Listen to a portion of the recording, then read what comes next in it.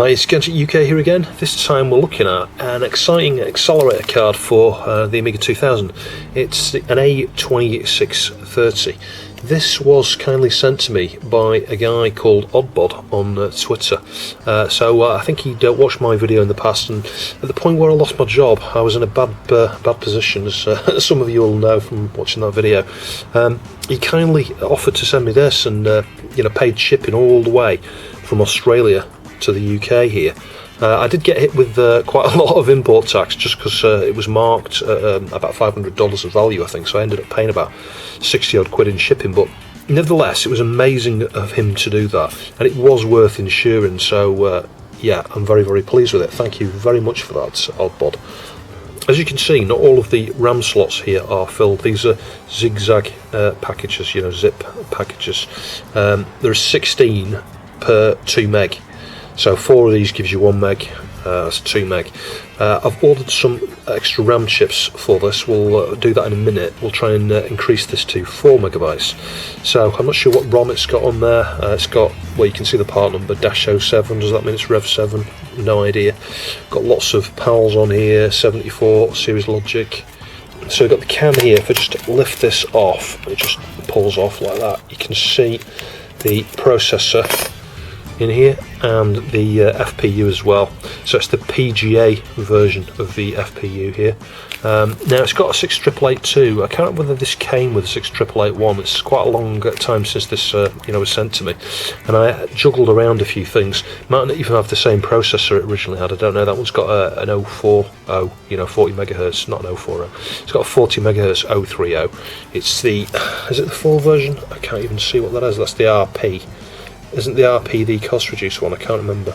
Well, it's an EC03 RP. And anyway, I've got lots of 030s, so we could always fit another 030 with an MMU and stuff if that's the one that's not got it.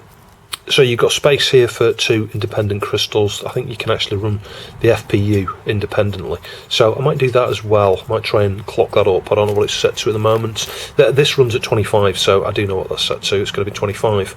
You can't overclock these very much without doing a lot of modifications. You can go up to about 30-ish, maybe 33 if you're lucky. It's going to depend on lots of things. It's going to depend on the RAM that you've got on here. And it's just going to depend on the chips that are on here.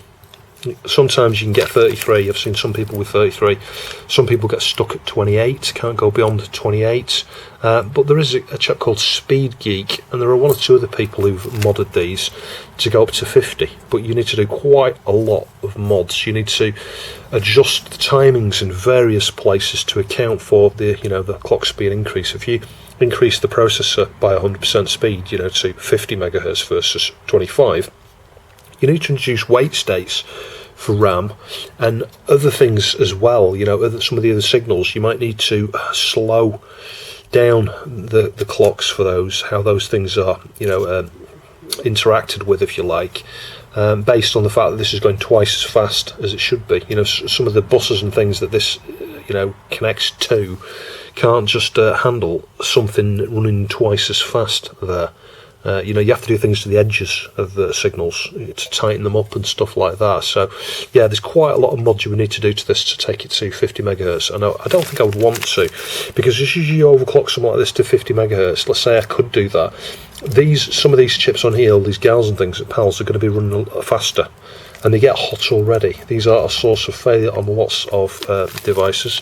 So if you start overclocking things, expect problems. So I think we'll stick with 25. I might try and run that faster, maybe at, I might even try 50. I don't know whether the PGA version there will go that fast. We could step up to 33 or 40 or something perhaps. Anyway, so the next thing I'm going to do is fit the RAM. Now you can see here, I've got one of the RAM chips in a socket. Now you can't get these sockets anymore. I've fashioned one. You can see the bits still on there. It's just a 20-pin dip socket, and I've cut the struts out and then just tested it there to make sure it fits, because I thought it would, and it will. It will fit on the board.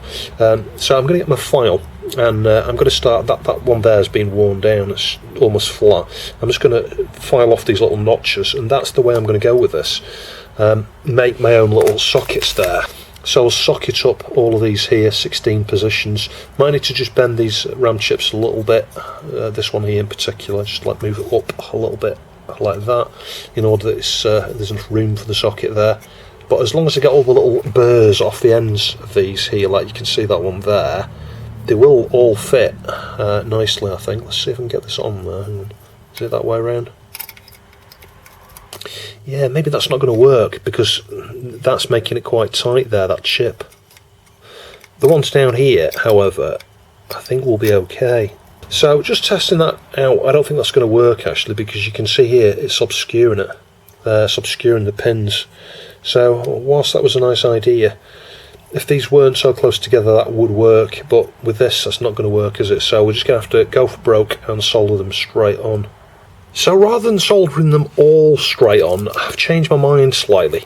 What I'm going to do is just bend the socket. You can see it's just tilt the socket down like that a little bit, just for this one, and do this one as well. So these two here will be socketed. And there's a reason for this. I've got 4 more of these than I actually need, so it'd be nice to test the spares. But if I've got 2 sockets there, that will allow me to test those, but it also allows me to test this type of chip moving forward, doesn't it? It's a good idea to do that, I think. And as you can see, if I just tilt this down, so it will be at a slope slightly like that, there is enough clearance here for the next chip to be soldered straight on. And you know, just thinking again here, the other thing you could do rather than do this is remove these here, you know, maybe remove the top 2, fit the sockets there and then refit them, and then use those sockets to test each of the 16 chips. So you'd have to do it 8 times. You'd have to, you know, put new two chips into the sockets there, test it and repeat that 8 times with each of the new chips. That's one way of testing these in advance, but they are brand new stock and they were in proper chip carriers, so yeah, I wouldn't imagine there being a problem. Incidentally, it goes that way around. I had that the wrong way around there. The part number faces up this way, like that. So you can see the ones that are on there are NEC. I can't read the part number from there. 424256 is it? -10. And the ones I've got as replacement are Fujitsu. You can see the part number there. I'll stick it up top left as an annotation, I think. So these are 4 bits each. I think there might be 1 megabyte. And actually, I think that's what I'm going to do, actually. I'm going to remove these first 2 here and socket them up. You can see I've just removed the edges. Can you see that's nice and flat there? So, yeah, that will go in there, I'm sure. And then I'll just test it 8 separate times with the pairs of chips there. So I'll have a go with the desolder station here. I'm just going to use the nozzle that's already on it. Just add a little bit of soldering flux.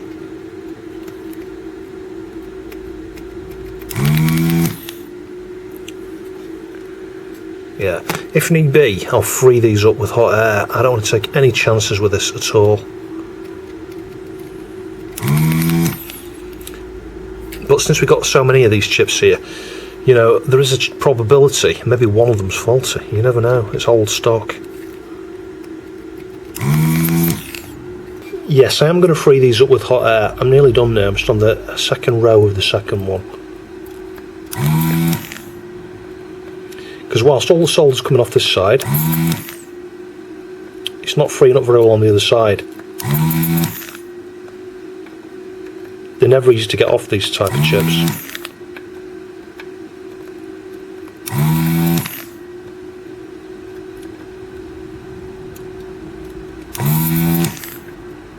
Last pin, and then we'll use some hot air. So what I'll do here is heat the underside and use my chip extractor here just to have a can, just carefully grab. Oh, it's easier said than done. Yeah, I was going to try and use my chip extractor to hold this, but I think I might just use some pliers here and just heat and pull carefully like that. These literally are, well, they are free on one side and they look free on the top side, but yeah, not quite, so.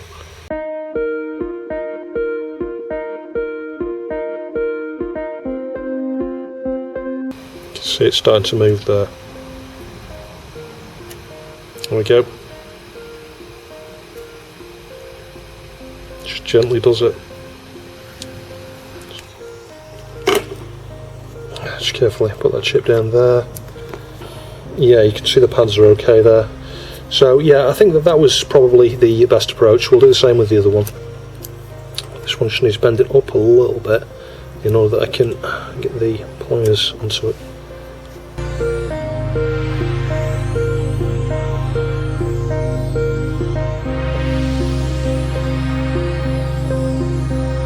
Most of the pins are out there now. It's just this corner down here. There we go. And again, no damage. Yeah, so you can see I am going to be able to do that. I can just solder that in place now. I need to make sure it's nice and flat and straight, which it is.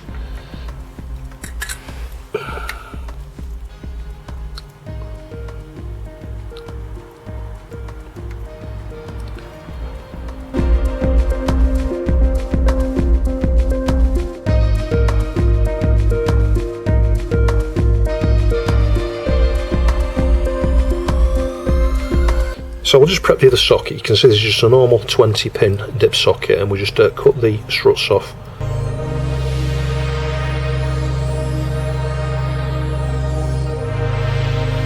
You can't get these sockets anymore, that's the thing, you can't get these ZIF sockets. I have not seen them anywhere. So just need to do the same with that side. It melts.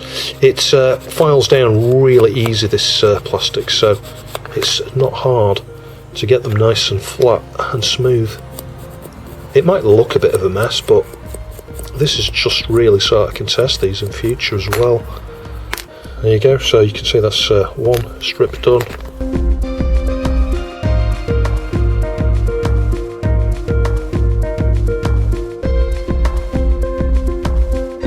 And that's two. So booting without the accelerator there, you can see we've just got 1 mega chip. I'll switch it off, and then the 2630 wants to go into the CPU slot here. So if I just kind of tilt this up into position, I'm just watching what's getting caught here. It feels a bit restricted. There we go, that's in. Don't need to remove the CPU there. You can actually, using the mouse, actually I'll show you that, swap between the 030 and the onboard, original CPU running its original clock speed. Now bear in mind it's got 2 of the new chips there, so is this going to work or not? I don't know. Let's give it a try. Let's see what happens. Just got kickstart at 1.3 on it. Well, let's have a look at memory. Yeah, 2 meg, so we'll let that go round. And if that passes, hopefully it will, I'll just repeat this 7 more times with the other chips that I need to fit on this. Yeah, there you go, it's on to pass 2. No issues at all, so I'll move on to the next chips. And you can see this is going to be fairly easy to do. You can just literally pull them out like that.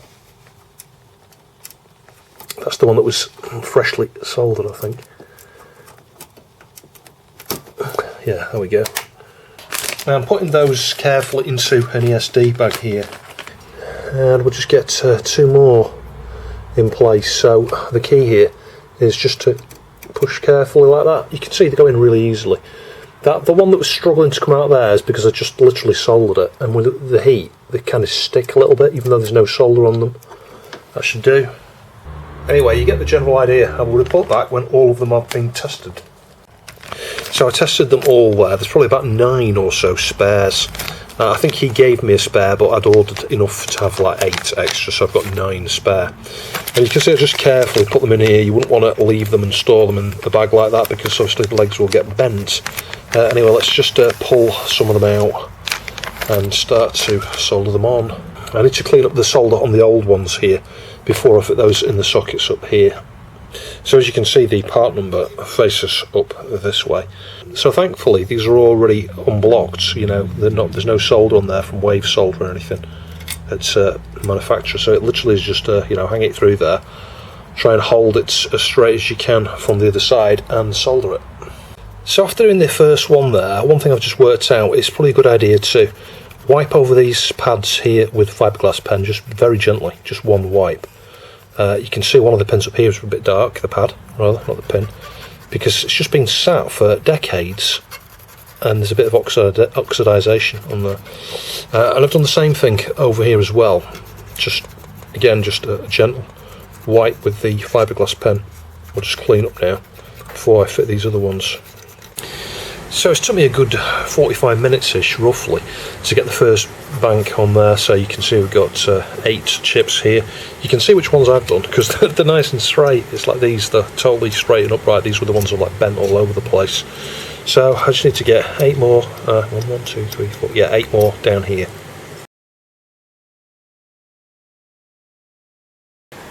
So that's it. I just need to clean all the flux off there. It looks terrible.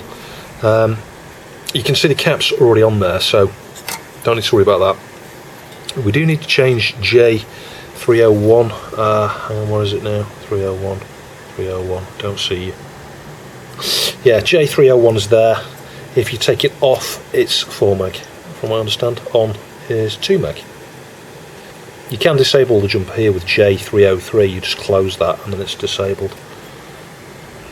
So the very final thing is to get some chips into there actually.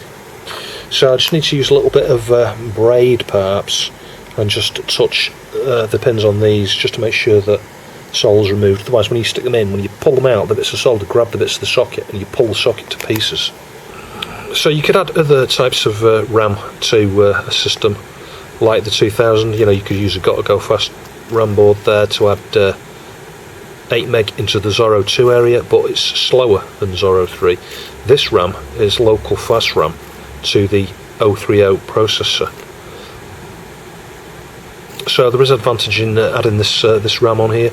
You can of course expand the RAM much further with a card that plugs onto the back, and I'm hoping to show you that within this video. So one problem I didn't foresee, can you see the chip that we took off? Look how much short the legs are. They've been chopped right down. So of course that makes it a little bit difficult to fit in that socket. So, you know, I could remove the sockets and solder them back on. But I'm just going to use a couple of the spares here, stick those in. And going into a test kit there, memory, there we go, 5 meg. 4 meg fast, 1 meg chip. So hopefully there's going to be no faults, because you never know, you've heated those chips for a period of time fitting them. You could have a faulty chip. So the final thing to do is clean it up, maybe swap the, add an FPU crystal, I think. And there we go, it's on past 2, no problems, fantastic. Clean up next.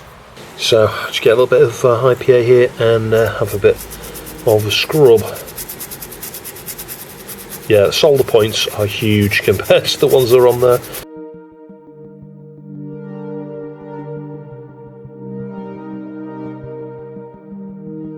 Let's get the bigger brush onto it.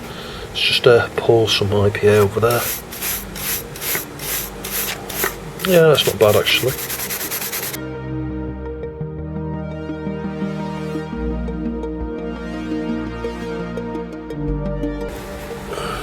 Yeah, we'll just clean up here a little bit because it is looking a bit dirty there, look.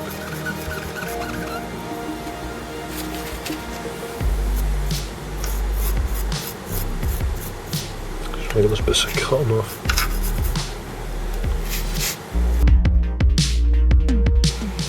The interesting thing with that is someone's resoldered that before. Can you see the solder points look awful there? Just in a few places. Anyway, this is where the extra RAM goes. There are 2 revisions of this. This is the most common one with them on the back. Yeah, on the back of the PCB. But there is another one where the connectors are on this side here. So we're all cleaned up there. You can see the difference. You can see the bits that were original versus the bits that I've worked on. But anyway, yeah, it looks okay. We'll just clean off these little things here. I think it's actually flux. I think we'll just heat this.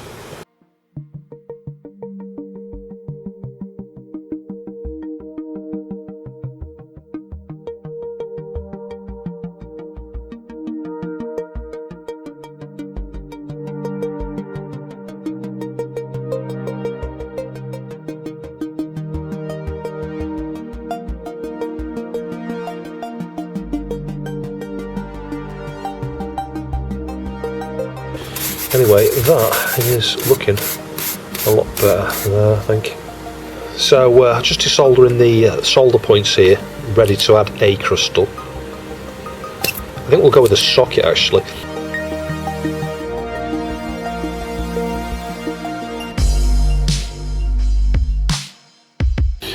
So while I'm waiting for the iron to warm up, I'm just going to get this socket ready. We'll use a socket here, and we'll just remove all the unnecessary pins. You could just cut them off, but these, has it gone? No, these are useful to fix to the sockets. Sometimes you get a socket out of a pack and it's got pins missing.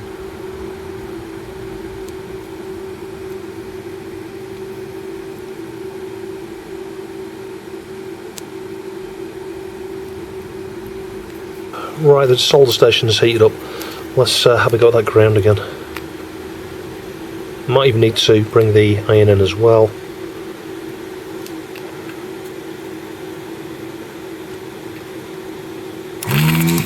I got it there first time. So if we just flip this over, yeah, the solder points are all free there, can you see that?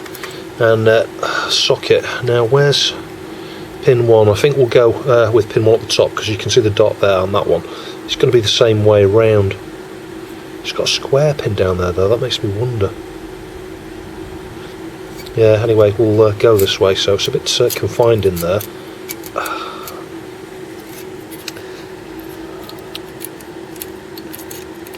But you can see we've just got the... oh my goodness, wow, this is fiddly. You can see we've got just the corner pins. Oh, don't even get that in.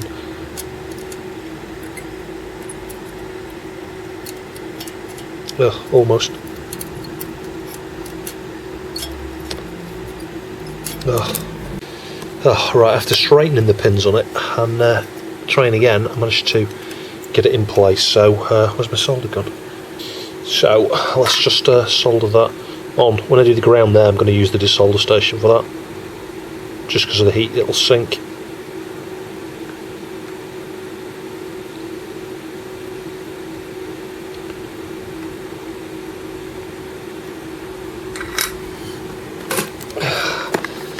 And here we go on that pin.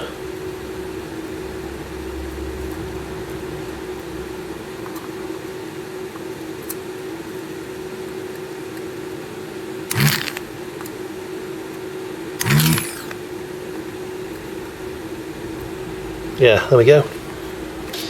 And we have a nice new socket for our crystal.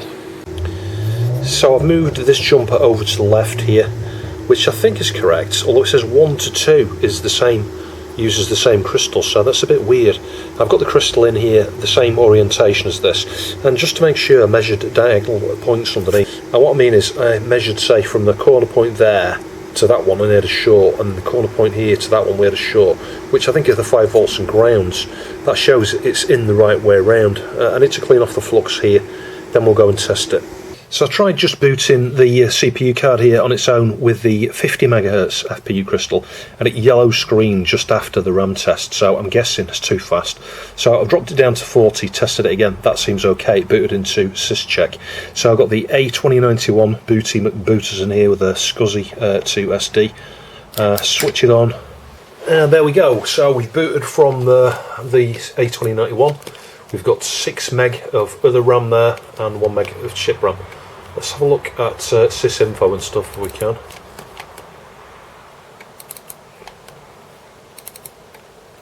Amazed how quick it is actually with the 2091. Yeah, so looking there you can see we've got 6 meg of Zorro 2 and 1 meg of chip.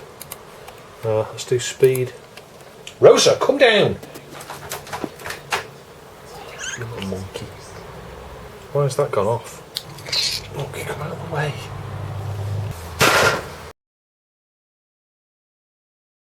Well, strangely, if there's a problem with the FPU, i.e. clock speed there and the FPU is too fast, the system won't boot. But that has worked at 32 MHz. That's the fastest I can get. 33, it doesn't boot. 32, it does. Which is a little bit strange. But you can see, that is working. So a jump cut later, we're on the new bench here. I forgot to record the performance of this card. So you can see here, we're on the new bench. You've got the A2091 here. booty McBooters, and so it's providing SCSI. It's booting away at the moment, and obviously we've got the A2630 there. And incidentally, just at the back there, you can see a bluster. That's a Buster replacement created by Live2. So there'll be a video top right to that. It's times like this I miss my box. What I mean is, these boards used to sit on a box, and now they're having to sit on scaffolding because the end of the card interferes with the table. Anyway, if we go into sysinfo here, and we look at speed, hopefully this is going to show up okay. Yeah, 4085. So that's pretty good actually. Now the interesting thing with this, you can see data burst is off. It doesn't support burst mode, the A2630, so that's something to note. And that can make some of the other cards faster. I mean, it's interesting though, it's saying Cowabunga, and that is actually higher than I expected. But anyway, we'll compare to a faster card a little bit later in this video. Yeah, so we've got a 68882, FPU 32 MHz, CPU clock 25 MHz. Let's just do a few different tests on here. We'll do a sort. Yeah, so that's not too bad. We'll do a sieve. Yeah, that's not too bad. And you can see, in terms of the performance metrics here, we're pretty much hitting the A3000 at 25 MHz, which is what you'd expect. It's like for like. That's exactly the same clock speed. We'll do a mem test. Fast, and again the same as the 3000 run at 25, faster than a 4040. We'll do an integer math. Yeah. And we'll put the coprocessor math on there. We'll just do a beach ball. So yeah, you can see that's fairly fast, but that's what you'd expect for a system like this running at 25 MHz. So if you're considering something like the A2630, there are obviously lots of other similar cards that you could fit. I want to say similar, maybe with more functionality. You can see this is a GVP combo. So yeah, there'll be a video on this. I don't think this is repairable as things stand. But you can see this has got some SIM sockets here. It's got, I think, 2 meg built in on board there. SCSI, the boot ROM for the SCSI there, external SCSI as well. And just like the 2630, we've got an FPU socket here, and we've got a CPU socket as well, and you can have the clock speed independent there. So yeah, and these can run up to 50 MHz. But if you can find one of those, they're pretty expensive and may not be reliable long term. And it can be a bit fiddly trying to get the RAM for those. You can get new modern SIM modules because they're not exactly 30-pin SIMs, they're a bit different, I think. But then moving forward, and you'll have seen some of these things, Terrible Fire TF520. You can see it's in an adapter here, because you can get this adapter here that goes from DIP there for lots of these, certainly these accelerators from Stephen Leary, that allow you to stick this in the the CPU slot there, just like we did the 2630 into a 2000. So this was a 68020. This particular one is 20 MHz there, but this might be the other one actually. Yeah, this one's at 40, I think. So yeah, it will run at 40 MHz there. And of course there's no RAM on that, and that's an Achilles heel with that. But then you've got things like the 530, TF530. So yeah, it's got IDE, FPU, CPU, 2 megabytes of local 32-bit fast RAM. So that runs an awful lot better, and it's got an SPI port there as well. And again, it's a standard 68,000 pin profile here. So, but you could use that same adapter that was fitted to the TF520, and this will run the 2000, and it's going to be way better than a 2630. Then there was the 534, and I'll show you that in a minute in my cased 2000. We'll have a look at the performance of that compared to the 2630.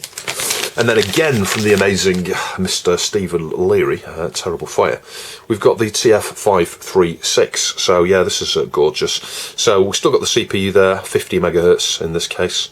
The 520 I showed before, by the way, that runs at 40, I think. Yeah, 50 MHz on here. And we've got 64 megabytes of RAM. So this is where this is super desirable to stick in a 2000 or a 500.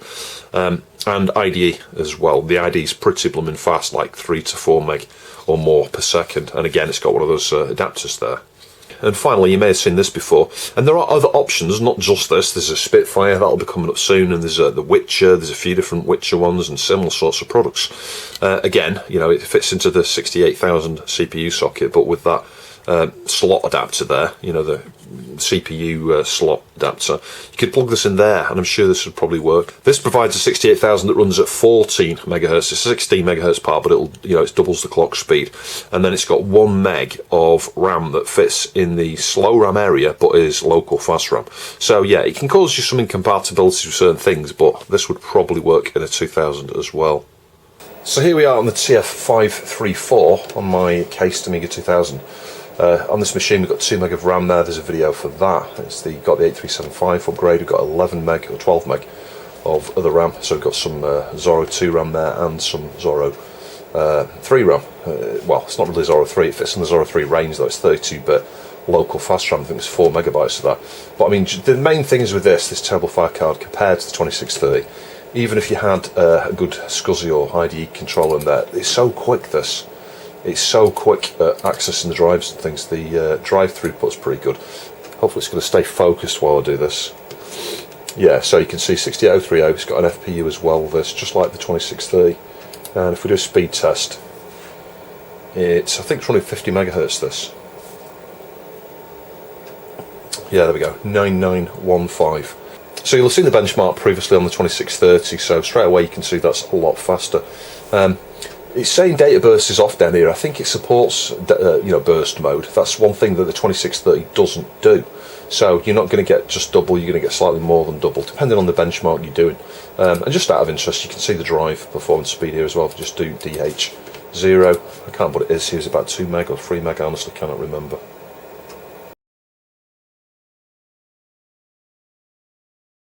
And if we run an AIBB, yeah, it's a full one. It's the EC, isn't it? For that MEU.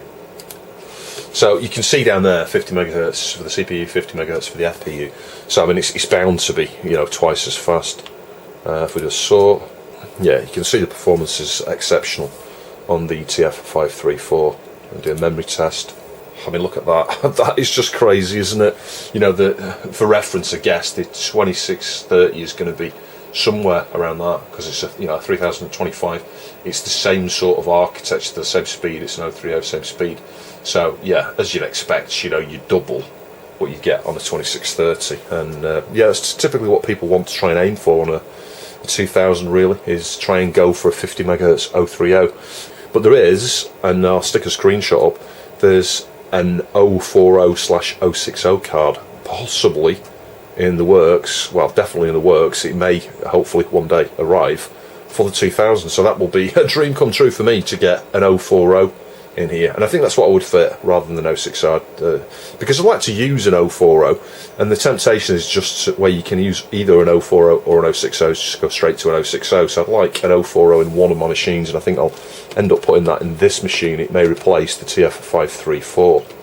And of course the 040 has got the FPU built in, but I mean, if we switch on the coprocessor benchmarks here and do the beach ball, you can see that's pretty darn fast for an 030. I mean, obviously it's nowhere near an 040 really, or an 060. I'm doing integer math as well. Yeah, anyway, so you can see, I mean, this is the reason why I stick with the 534 in this machine. I like everything it provides. The IDE is really nice and fast and nice and snappy. But also it's got you know, 4 meg of you know, 32-bit local fast RAM, makes it really nice and high performing. But I'm also able to add, you know, an extra 8 meg of Zorro 2. That slows things down if you run out of RAM and you end up using the Zorro 2. Obviously it clocks down to a normal sort of clock speed, in, you know, clock domain in order to interact with that slower RAM. But nevertheless, it's better than having a 2630 in there. But the 2630 is up there as a high valued item in my collection. And you'll have seen it on so many videos. I use it all the time to test things for compatibility and stuff, and yeah, it gets a lot of use, that card. So just an update here. I found the drive was like really slow. It was responding fast, but it was really slow, like 25k per second. It's now almost 3 meg on the 534 here. So yeah, and all I did is I enabled burst on the CPU command in the startup sequence. And that seems to have done it. And yeah, 9913. Is that any higher than it was before? I don't know. But it's certainly an awful lot quicker like that. I'll test this a few times just to make sure it wasn't a fluke. But yeah, that seems to have solved my performance problem on this machine anyway. Yeah, that's so much quicker. I'm surprised burst mode is not just automatically enabled. It makes me wonder if I need to enable that on any other machines actually that are using terrible fireboards. Yeah, and we've got data burst and instruction burst on there now. I'm not sure those were on before. I think those may be the last revision ROMs, -07s, but I'm not sure. We could always update the ROMs on this. I don't think there's any GAL changes or anything required, but anyway, one thing I'm going to do is just stick this over. I'm going to be covering over where it says J301, but as part of the testing here, it has frustrated me a number of times forgetting which jumper sets 4 meg. So when this jumper's off here, you've got 4 meg. And it's just useful sometimes to enable that and set it to 2 meg. But for the most part, I'm never going to use it. You'll be familiar if you hold both mouse buttons down, you get into a kickstart menu. Well, if you hold the right button down on its own, on the mouse, you get a boot menu here. This actually I think is evidence that I'm not on the very last version of ROM here, because I've seen one where you've got like an Amiga UX or Unix Amiga option down here where you can boot Unix, and I don't have that. Obviously it boots with the 68030 when you do that, but you can just choose 68000, and you don't need to remove the CPU from the board like you do on the terrible fireboards. So this is how it's able to use either. It can switch between the 68030 or the 68000. So like that's just using the straight 68000 at that point in time. So if you saw the live stream at Update 5 I did about the move into this new environment, you will see me talking about this. It's a quad doubler. You can see you've got 68040 here. Yeah, and it doubles the clock speed. So instead of running at 25 megahertz, it'll run at 40. Well, you can get a product like that for the A2630 that doubles the clock speed and takes you up to 50 megahertz. I'll post an image of that so you can see and the actual name of it. But yeah, they're probably super rare, hard to get hold of. But I'm guessing it works the same way as this. We just have a CPLD or two on a couple of 7.4 series, and it basically does a little bit of negotiation on the bus and stuff to accommodate for the speed difference, and then just bumps the clock speed up to 50. So hopefully you found this video interesting. We might be able to get a 6881 that runs faster than 32 megahertz in future, but yeah, anyway, so we covered that. And obviously, the RAM upgrade here, I opted to keep these bits of sockets in here because, moving forward, if I get any more of these chips, they're really easy to test, aren't they? You can just run Diag, you could just use Diag-ROM or syscheck and, test them. Alright, it's only 2 chips at a time, it's a bit painful, but yeah, there is advantage. I could just remove those and solder them straight on. Yeah, and the solder points came out okay, you can see a difference. If you look at it in the light though, yeah, they're alright, a bit blobby in places there. It was quite hard to get the solder points looking nice there, but I think you'll agree there's no flux and there's no damage to any of the traces or anything, and it doesn't look too bad. So perhaps in a later video I might get the module that goes on the back here, and it adds an extra 112 meg, which is a really weird amount of RAM. Now because it adds 112 meg, we know straight away that's going to be in the Zorro 3 area. It has to be, because you can only accommodate 8 meg of Zorro 2, this board providing 4 of that. But I think this may be in the Zorro 3 area actually. Oh no, it's not actually. I think it's in the Zorro 2, and this is one of the reasons why this card on its own performs pretty well, but you know what, it performs a hell of a lot faster when you've got Zorro 3 local fast RAM on there. Although this might be classed as local fast RAM despite the fact it's in the Zorro 2 area. It's where things get confusing. So yeah, not all Zorro 2 is as slow as Zorro 2 that happens to be local. So a huge thanks to OddbOd. I did have to pay about £60 of import fees on this. It was just after I lost my job, but you know what, it was worth it. It's a loved piece of hardware in my collection. This I really appreciate him sending it. So yeah, thanks for watching. Catch you in the next video.